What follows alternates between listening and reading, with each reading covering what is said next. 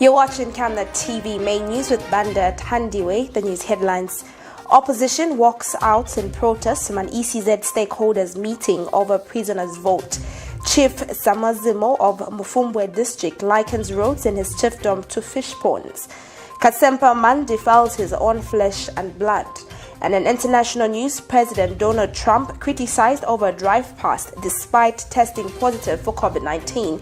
And in our sports news, Malawi arrives in Zambia for a friendly.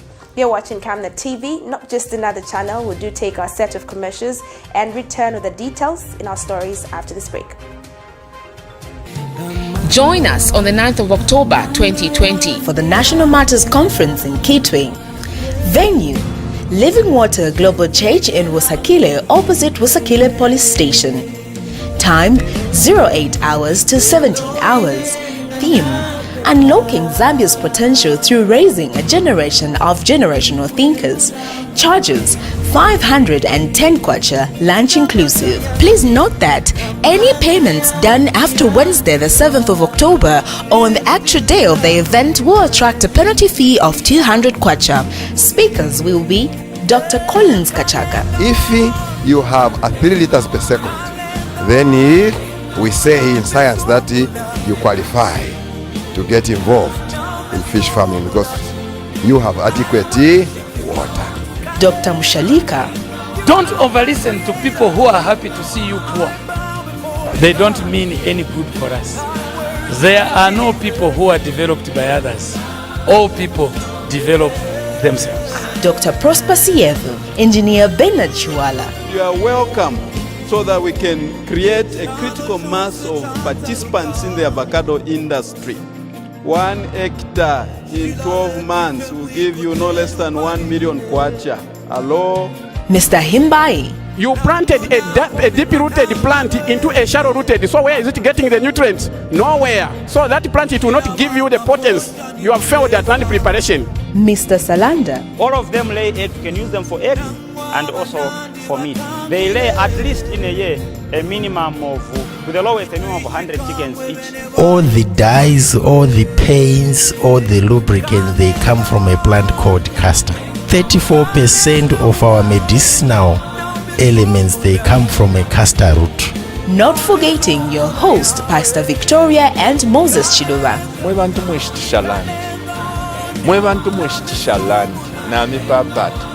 It is unthinkable. Take note, limited numbers due to COVID-19 restrictions. Make your payments through Airtel Mobile Money on 0979753010 or on MTN Mobile Money on 0962382535 or 0962965883. Really been impacting on so many levels.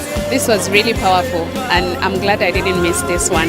This conference has been wonderful in the sense that the knowledge that we've acquired within a day is so much overwhelming. Should this conference come to Western Province, I urge them all to come en masse. I didn't know that there's potential in me and the wealth was lying right where I was. The way to go right now is agriculture. The knowledge that we have gathered out of this meeting is immeasurable. Hurry, don't miss this life-changing conference. Welcome back. Thank you so much for staying with us. We continue with our news stories. Sub-Chief SAMUZIMU of the Kabipupu area of MUFUMBWE district in Northwestern Province is disappointed with the neglect of roads in his chiefdom. The chief wonders why the people of his area have been left out on the developmental agenda of the country while others are being given development. The sub-chief was speaking when former MUFUMBWE Member of Parliament Stephen Masumba paid a courtesy call on him at his palace. Mr. Masumba has also expressed concern at the bad state of roads and other projects in the area.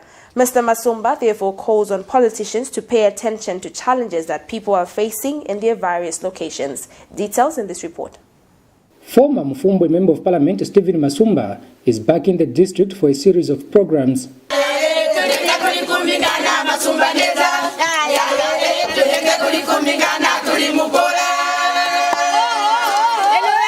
The former lawmaker has since paid a courtesy call on Sub-Chief SAMUZIMU of Kavipupu area of MUFUMBWE district in the northwestern province. During the meeting, a number of developmental issues were raised by both parties. I'm one of the people that still feel aggrieved because it looks like from the time that I left office as an area member of parliament, it looks like just from the same day I was booted out, the development also has stalled. And I was just looking at the road network that comes from Kalengwa to where we are today, how pathetic it is. I really sympathize with you, but I think as political leaders, we need to pay much attention to what is prevailing in your area. The chief was more concerned about the dilapidated roads in his area, which he likened to fish ponds. I'm very thankful you have mentioned about our cry over the fish pond for Chief SAMUZIMU. You have seen it yourself. And those have been years. It's not a bad road, but they have called them fish ponds or dams for Chief SAMUZIMU when these roads comes flooded.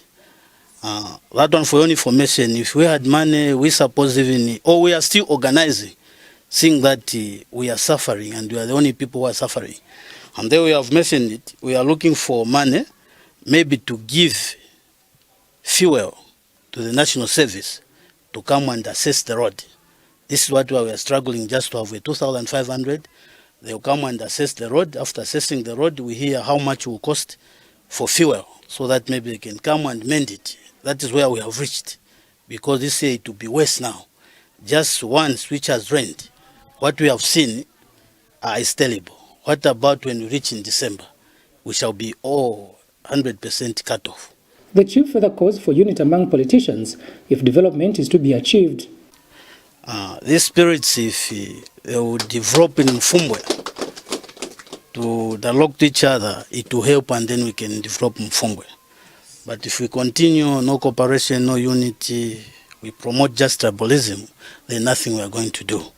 Being as a senior CHIEFDOM, we have reached my paras, and I'm very happy, and you should not end up here, you should continue. Mr. Masumba is later expected to hold meetings over the controversial Kalengwa mine, which the people have for a long time been crying for its reopening. You had won election in Kalengwa because of the certain things you have promised over the Kalengwa mine. If really, Mshiko, you give them a go-ahead to open that mine, even the Kalengwa people who voted for you, they'll be very happy. But if you are going to disappoint us, it will be very tough for us to implement into 2021 elections. It will be tough for us to convince people once again. Kalan Uchima reporting. Minister of National Guidance and Religious Affairs Godfrida Smaili has thanked Chief Mumena of the Kaonde people of Kalumbila district in northwestern province for taking a step in actualizing the declaration of Zambia as a Christian nation. Speaking over the weekend when she officiated at the 20th Thanksgiving anniversary celebration held at Mumena Palace in Kalumbila district, Reverend Smaili said government is delighted to see chiefs who are committed to serving God and promoting good family and cultural values. Reverend Smaili says government appreciates the continued support that Mumena Chiefdom has continued to render to government whenever called upon. She stated that seeing a traditional leader take a bold step in dedicating the chiefdom to God was a step in the right direction. Chief Mumena said the royal establishment decided to hold a Thanksgiving celebration to thank God for the good things he has continued to do for them in the chiefdom and the nation. He said the event was an opportune time to launch a new era of Yahweh's reign in Mumena Chiefdom and the nation at large. Various teacher unions have celebrated the achievements made by the teachers worldwide, Zambia inclusive. This year's Teachers' Day is being celebrated under the theme being Teachers Leading Crisis, Reimagining the Future. Details in this report. Teachers' Day is a special celebration that varies from country to country, but for millions of global teachers, that day is often celebrated on the 5th of October. This year, it's a different kind of celebration due to the COVID-19 gathering restrictions. Teachers' Day, established by UNESCO in 1994, the day aims to focus on appreciating, assessing, and improving the educators of the world, while simultaneously providing an appreciative period to reflect on the issues facing the education sector. This year, 2020, the day is being celebrated under the theme Leading in Crisis, Imagining the Future. The Secondary School Teachers Union of Zambia, SESTUS, says teachers have performed well, especially this year when the world was hit by the COVID-19 and subsequent closure of schools. One thing that we should be able to appreciate, all of us, is that when we talk about World Teachers' Day, it's only a day. It's not only a day for teachers, but it's for everyone, including yourselves. We invite everyone who has passed through the system of education, whom we have taught. Everyone is welcome to participate with us. This is a day to celebrate.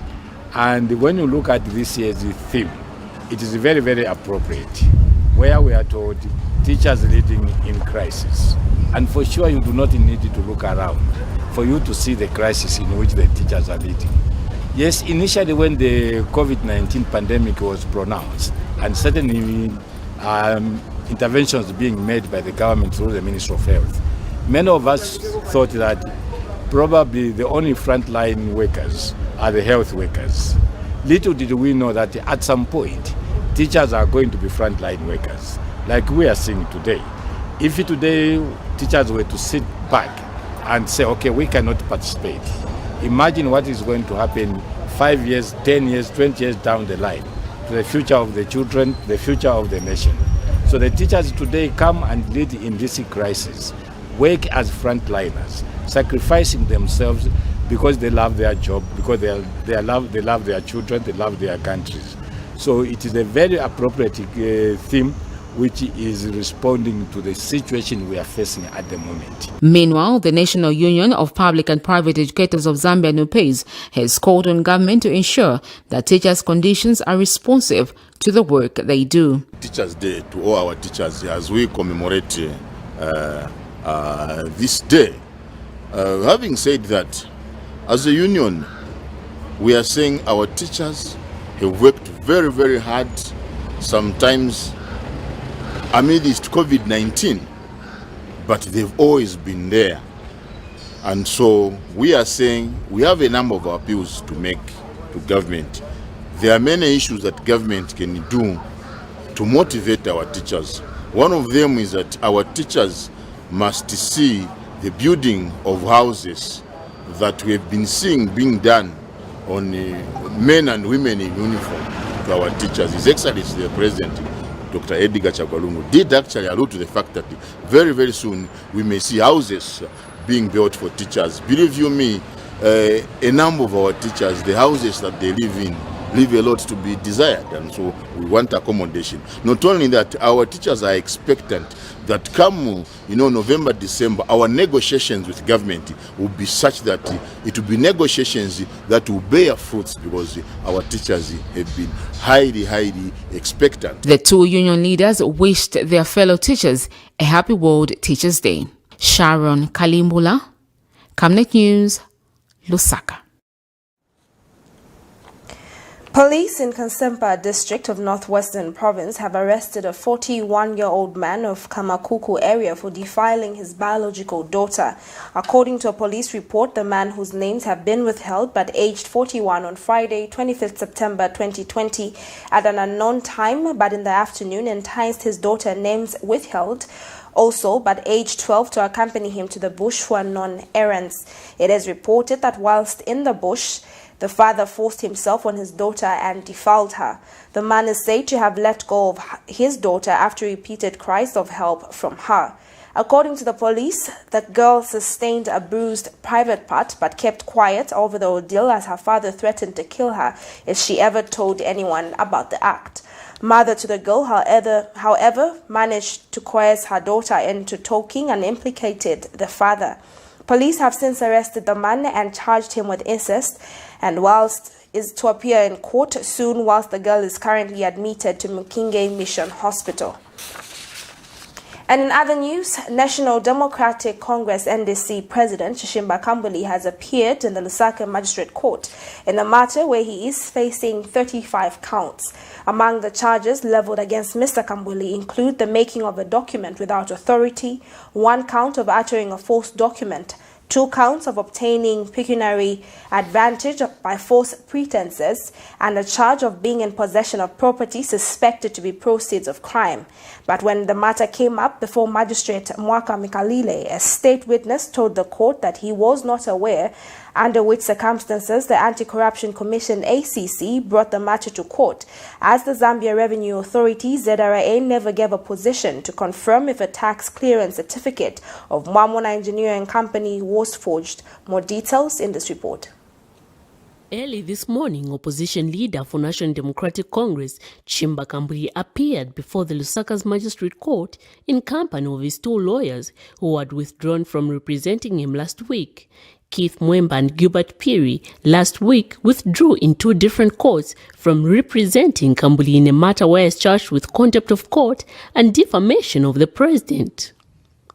And when he appeared before Magistrate Mwaka Mikalile this morning, evidence produced by a state witness from Zambia Revenue Authority, ZRA, showed that no record was found to show that Kambuli's company, Mwamona Engineering, had obtained its tax clearance certificate. Testifying in a case in which Kambuli, his son Mwamba Chishimba, 2 Zambia Revenue Authority officials and Mwamona Engineering and Technical Services Limited are facing charges of possessing more than 6 million kwacha, preparing a false document, obtaining pecuniary advantage and altering a false document. Obet Kangwa, a Lusaka administrator at ZRA, testified that he was not in a position to say if the tax clearance certificate by Mwamona Engineering Company was forged. The witness also confirmed with the court about the tax compliance by Mwamona Engineering. According to the allegations, Kambuli and Mwamona Engineering Company presented a false ZRA tax clearance certificate to ZESCO, purporting that it was genuinely issued, resulting in the award of a contract of 8 million for the construction of houses and toilets under the Luze hydropower project, thereby obtaining pecuniary advantage of the contract. The 5 accused are said to have allegedly committed the offences between February 2014 and September 2017 in Lusaka and Copperbelt Province. Miriam Kemba, reporting for Camnet TV News. You're still watching the Camnet TV main news. We do take a second set of commercials and return with more news stories. Do stay with us. We all miss the days we would play outside, go to school, and visit fun places. But now, we all have to take care to prevent the coronavirus. Viruses are really tiny particles that we can't see with just our eyes, so we need to keep ourselves safe by practicing good hygiene, such as washing our hands with soap and clean water regularly. We can also use hand sanitizer to keep our hands clean. It's also important for us to keep our bodies and surroundings clean. We must also avoid handshakes, hugs, and standing close to other people in public places. This is called social distancing. The coronavirus has affected millions of people around the world, so we need to stay safe. In the meantime, we can keep ourselves busy by reading a book, watching TV, and doing some schoolwork. There's so much we can do indoors. Stay safe, stay home, and prevent COVID-19. We're all in this together. This advert is sponsored by the Zambia Revenue Authority, ZRA. My tax, your tax, our destiny. Stay home, stay safe. Times have changed. With the advent of the coronavirus, Lusaka Water Supply and Sanitation Company would like to advise its esteemed customers to avoid visiting crowded places. You don't have to move to pay your water bill. You can do it in the convenience of your home. You can pay your water bills through Zanaco Zapit, Stanbic Bank, Standard Chartered Bank, and FNB. You can also use Airtel, MTN, and Zamtel Kwacha mobile money transfer services. For any inquiries to report a fault, please contact our customer service on +260 211 251 571, +260 975 618 618, and toll-free line 5957, Zamtel only. You can also simply email customer service@lwsc.com. This public announcement is brought to you by the Lusaka Water Supply and Sanitation Company. Water is life. Sanitation is health.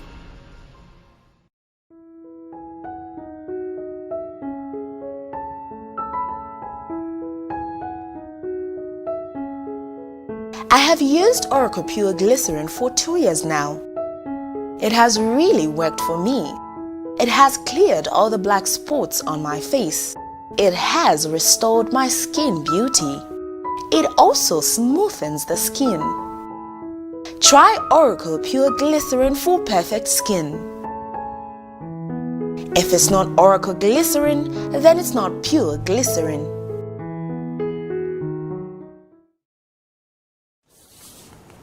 Welcome back. Thank you so much for staying with us. We continue with our news stories. Zambian opposition political parties have walked out of the stakeholders meeting called by the Electoral Commission of Zambia, ECZ, to discuss the prison vote. Speaking to Camnet TV News after the walkout, Golden Progressive Party President Jackson Silavwe has accused the commission of duping the political parties by changing the agenda of the meeting to something else. Among the political parties that walked out include the National Democratic Congress, NDC, the Opposition United Party for National Development, UPND, the Socialist Party and People's Alliance for Change, PAC. More details in this report. What started as a peaceful consultative meeting on the prison's vote Monday morning ended up like a tug of war, exchange of opinions without agreeing, and others later walking out of the meeting after failing to agree. In June, the Electoral Commission of Zambia announced that following the case of Godfrey Malembeka versus Attorney General and ECZ, the court ruled that the prisoners had the right to vote. In fulfilling this ruling, ECZ is in the process of consultations to see how best the voting can be done in the prisons. Monday, ECZ, with its cooperating partners, convened a 2-day meeting aimed at reviewing the contents of the proposed draft bills on the electoral processes and looking at the findings from comparative studies on prisons vote in Kenya, Lesotho, South Africa, and Namibia. But this agenda, according to political stakeholders, is foreign and forced them to walk out, accusing the Commission of imposing these bills on them. Golden Party President Jackson Silavwe says ECZ did not consult them on the matter being discussed. Yes, we acknowledge that the court judgment is there. We cannot go against the court. But on how that process is implemented, how that vote is implemented, I think it's purely a technical issue involving consensus generation by all stakeholders. There has never been. All that has been there is where ECZ bulks commands to us and we are supposed to listen. That is not democracy. Democracy is about give and take. It's about us conceding. It's about us agreeing that this is how we are going to have it implemented. Because if we are not careful, this one particular issue can become a source of conflict prior and during and after the elections because we felt that that vote only favored 1 or 2 persons. It should not be. So when we come to electoral processes, every voice must count, especially us, the political parties, who will be implementing the same court judgment to ensure that the prisoners get to vote. So we walked out of this meeting because we feel that we are dealing with an Electoral Commission of Zambia that is not listening. Until they start listening, there's going to be a standoff between the political parties and ECZ. That is the position at the moment. Among the political parties that walked out of the meeting include United Party for National Development and the National Democratic Congress Party, who also added their voice. Which wanted these people to answer to us before we go into this one. Yes. Giving us an example of South Africa, that South Africa is happening. It can't work in Zambia because in South Africa, the people appoints the Commissioner General of Prisons. It's not the president. Here in Zambia, it's a president. Now, if the political parties are not allowed to go and campaign in Chimbwakaira there, do you know what it is? Then we're not going to have a polling agent because we need to have polling agents inside. Okay, but also suppose the Commissioner General is given instructions by the appointing authority to say, can you just vote for all these prisoners? Who's going to monitor our votes there? If you look at in the other countries where it's happening, there's a lot of voter apathy from the prisons because we find a situation whereby most prisoners, because they are repeat offenders, they don't give out their real names. And they did say that even in Zambia it's happening. because somebody has committed too many cases, they are scared to say their real names. They gave us a critical and real example of Kenya, where they said right now in Kenya there are 80,000 prisoners in 97 prisons, okay?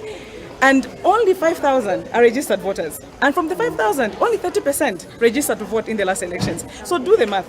That's below 3,000 voters out of 80,000, you know? So at the end of the day, in Zambia, because we are dealing with a government that we don't even trust because of the way they treat us as opposition political parties, in Zambia, you're going to find that maybe 70,000 prisoners, they'll tell us 69,000 voted. Only one prisoner did not vote. Meanwhile, the Prisons Care and Counseling Association Executive Director Godfrey Malembeka has pleaded with what one may call rebel participants to come back to the meeting and add their voice. I think they walked out too early, because we still had the chance to go and debate those same submissions they were making there in our groups. And so tomorrow the whole day we've given that day to ourselves for just discussing in the plenary. We should have agreed to disagree in the main plenary after discussing in the groups. That's number one.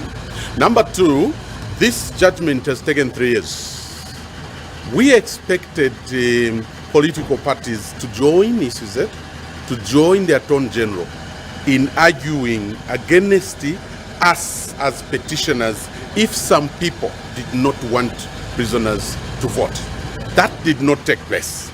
That did not take place. Now, my appeal to all these political parties is that we need them, because we should not sacrifice the voters. We should not sacrifice inmates in this argument. This is the first time Zambia is initiating the prisons vote, and every step is important to ensure that correct things are done. Sharon Kalimbula, Camnet News, Lusaka. Suspended ruling Patriotic Front PF Eastern Province Youth Chairman Emmanuel Banda has pleaded not guilty to 1 count of aggravated assault. Mr. Banda, along 4 other accused persons, took plea before Judge Timothy Kateneko and the Lusaka High Court. Meanwhile, security was tight at the court grounds, and Mr. Banda is accused of having assaulted a police officer identified as Alan Mbawe at the Lusaka Central Police with intent to steal. The incident happened on the 6th of July 2020.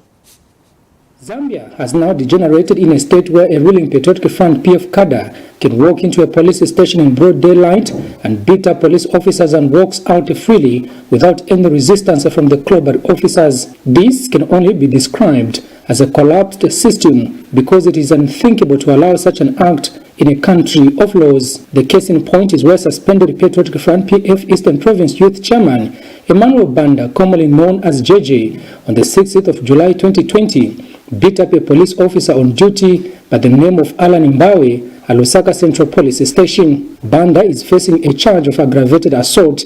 On Monday, 5th of October 2020, JJ appeared in the Lusaka High Court for plea and pleaded not guilty to the charge leveled against him. The matter, which is before Judge Timothy Kateneko, has since been adjourned to the 12th of October 2020 for continued trial. JJ is charged along with other 4 persons. Security was tight at the court. Kalan Muchima reporting for Camnet News.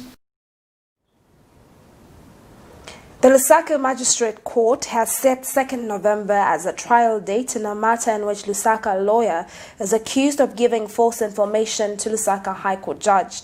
This is in a case in which Charles Saimutwa, 48, a legal practitioner, is jointly charged with Howard Situmbwa, 42, a legal clerk, with 1 count of giving false information to the public officer contrary to Section 125 of the Penal Code of Chapter 87 of the laws of Zambia. It is alleged that the two, on the 31st of May 2019, whilst acting together, gave false information to Lusaka High Court Judge Justice Ivy Mbewe by purporting to show that the consent judgment under case number 2019 HPO 0227 was lawfully executed, which information they knew or were believed to be false. Simotwa is alleged to fraudulently procured a consent judgment pertaining to legal contest over the ownership of Ultimate Insurance Company. Simotwa occasioned the consent judgment without the knowledge of Mr. Chanda Katotowe, who claims to be the rightful owner of the Ultimate Insurance Company. When the two appeared before Magistrate Mwaka Mikalile for mention, she adjourned the matter to 2nd November 2020 for commencement of trial. Government has commissioned operations of the National Public Laboratories, which will increase the number of COVID-19 tests done on a daily basis. Health Minister Chitalu Chilufya announces that the commissioned laboratories will see the ministry increase tests from about 3,000 to 5,000 on a given day. Meanwhile, the health minister has announced a decline in COVID-19 positive cases in the last 24 hours. According to the minister, the country has recorded 37 new positive cases out of 1,722 tests done, with 1 death recorded. Details in this report. In the continued fight against the coronavirus, government has commissioned operations of the National Public Health Laboratories, which will increase the number of COVID-19 tests. Health Minister Dr. Chitalu Chilufya has announced the development in Lusaka Monday during the COVID-19 update. It's commissioned operations of the National Public Health Laboratory, and this will increase the number of tests we do today by more than 3,000, so that we have more than 5,000 tests that we'll be reading on a daily basis. We'll also see a new way of doing things where results shall be communicated by SMS. Further, we will be addressing the backlog that was accumulated out of the intensified surveillance that was happening in the last few weeks. So that backlog will be addressed using this intensified laboratory, this enhanced laboratory platform. So today we officially commence the operations of the Public Health Laboratory at the Zambia National Public Health Institute. The minister has announced further measures being put in place to combat coronavirus. We are launching the National Zero Prevalence Survey today, where we will be dealing with 19,000 respondents, and we will be swabbing them and in all parts of the country, and at the end of the survey we'll be able to ascertain the extent of the disease in the country and will inform policy and technical direction.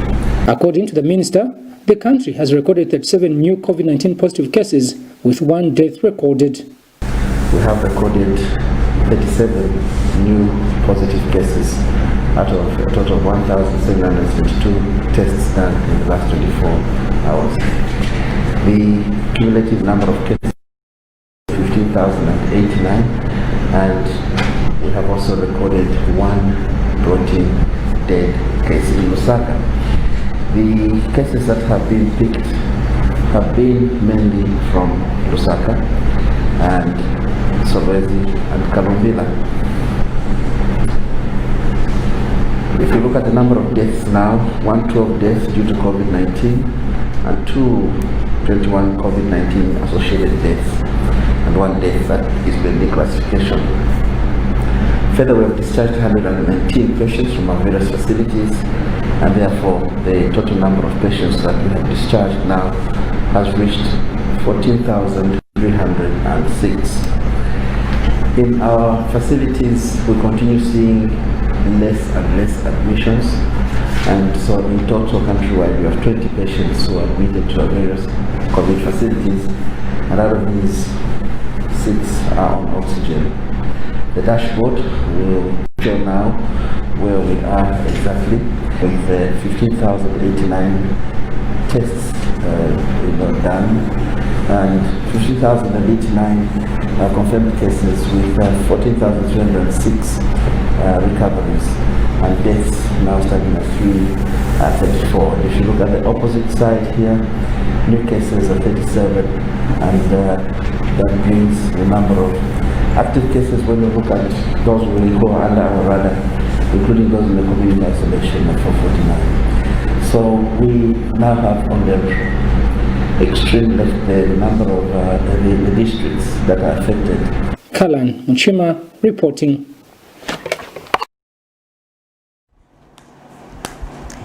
Still to come, our international and sports news. Do stay with us.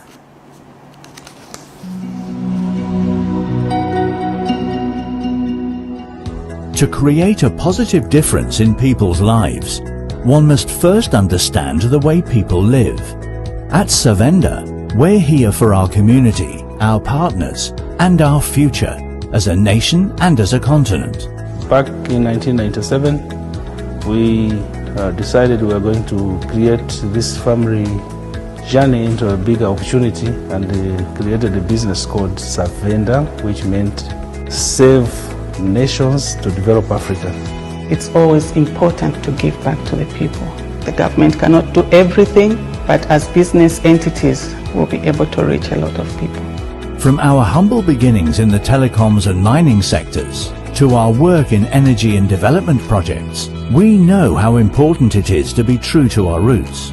Our services have to be diversified so that we don't depend on one income stream. Back in the village, I was growing up hunting and doing everything that a village boy would like to do. When you're hunting, you don't depend on one trap, for example. You have to have many traps. So those survival skills brought into the business created opportunities that we learned from a young age that you can't survive with just one product. Savenda Group involves Savenda Management, which is a consulting, Savenda Express, which is a corporate branding company, Savenda Electric, which is a manufacturer of energy-saving bulbs, Savenda General Insurance, which is a general insurance company, Savenda Fresh Produce, Cyber Africa, which is a center for just dealing with cyber security. Now, Savenda is combining local knowledge with international expertise. It's time to be a part of Zambia's rising success and Africa's exciting future. We are a gateway into Africa, and now we are praying with global companies who are coming to Zambia for opportunities and to look for companies that are homegrown, and we are proud to be one of those.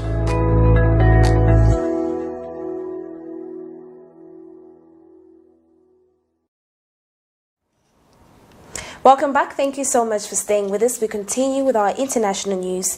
Medical experts are questioning Donald Trump's decision to greet supporters in the drive past outside the hospital where he is being treated for COVID-19. They are concerned that the U.S. president, who wore a mask, may have endangered Secret Service staff inside the car. White House spokesperson Jude Derry said the trip on Sunday had been made clear by the medical team as safe. Questions remain over the seriousness of Mr. Trump's illness after conflicting statements over the weekend. The president has been in hospital since Friday after he announced in the early hours he had tested positive of the virus. COVID-19 has infected nearly 7.4 million and killed nearly 210,000 people across the U.S., according to Johns Hopkins University. Government's medical experts advise coronavirus patients to stay in their room and only venture out if it's medically necessary. Not this patient. Accompanied by Secret Service agents in protective gear, President Trump embarked on a slow drive around the Walter Reed Medical Center to wave to supporters who've maintained a vigil there since he was admitted 3 days ago. Great patriots, in his words, and whilst the president himself was wearing a face mask, few of them were doing the same. He teased the trip on Twitter after paying tribute to those who've been treating him. It's been a very interesting journey. I learned a lot about COVID. I learned it by really going to school. This is the real school.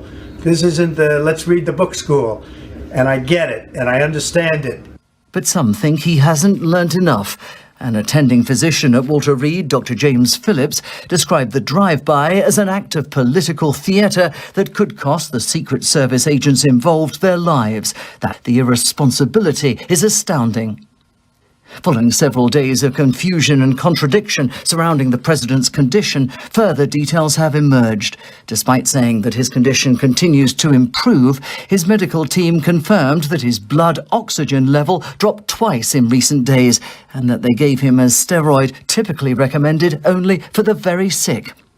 Pressed about how their information had conflicted with that from the White House, the president's personal physician acknowledged he painted a deliberately rose-tinted picture of his patient's condition. I was trying to reflect the upbeat attitude that the team, the president, that his course of illness has had. Didn't want to give any information that might steer the course of illness in another direction, and in doing so, it came off that we were trying to hide something, which wasn't necessarily true. What is true is that the president is being aggressively treated with a cocktail of drugs. These include dexamethasone, a steroid tested in the UK. It works by calming the immune system, but is rarely used on patients who are experiencing only mild symptoms of COVID-19. And despite being on a 5-day course of remdesivir, the president's doctors say he could be leaving hospital later today. With the president grounded, his Democratic rival remains on the virtual campaign trail. 5 days after spending 90 minutes on a debate stage with Donald Trump, Joe Biden has tested negative for the coronavirus. Senior Democrats say they hope the president's diagnosis will change his attitude towards the coronavirus. But that remains to be seen. David Willis, BBC News, Los Angeles. At least 8 migrants have drowned and 12 are missing after human smugglers forced them off a boat near Djibouti, according to International Organization for Migration. Another 14 migrants survived and are receiving medical care, a statement said. The migrants were all believed to be Ethiopians, returning to the Horn of Africa after failing to reach Saudi Arabia via Yemen due to COVID-19 borders closure. The pandemic and the conflict in Yemen had made the journey to Gulf nations more dangerous, and some migrants have turned back. 8 bodies washed ashore and were buried by authorities in Djibouti. In 2017, up to 50 migrants from Somalia and Ethiopia were deliberately drowned when a smuggler forced them into the sea off Yemen's coast. And in 2018, at least 30 refugees and migrants died when a boat capsized off Yemen, the survivors reporting gunfire. We now take a look at what we have in our sports news.